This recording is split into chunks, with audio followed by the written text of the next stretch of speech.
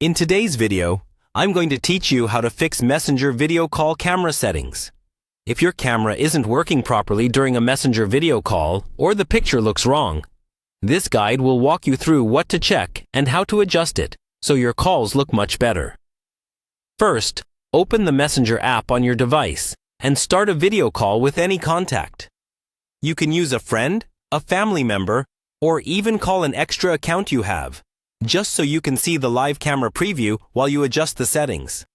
Having the call running makes it easier to see changes in real time. Once the call has started and you can see the video screen, look for the camera icon and settings or gear icon on the call interface. This may appear along the top or bottom of the screen depending on your device and app version. Tap the Settings option to open the Video or Camera Settings menu. Here, make sure the correct camera is selected. Many devices have both a front and a rear camera, and sometimes Messenger picks the wrong one.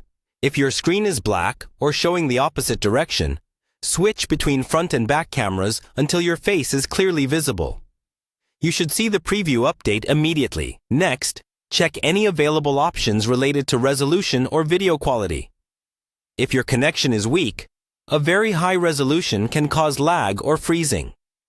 Try lowering the quality slightly to see if it stabilizes the call. On the other hand, if your internet is strong, you can keep a higher quality setting for a sharper image. Also, look for options related to effects, filters, or low light mode. If your video looks too bright, too dark, or artificial, try turning these features off to get a more natural image. You can always turn them back on later if you prefer.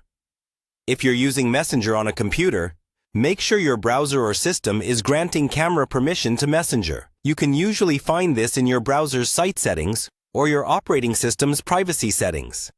Select the correct webcam from the list and confirm that access is allowed. After adjusting all these settings, stay on the call for a moment and check that your image is clear, centered, and responding smoothly. If everything looks good, you're done.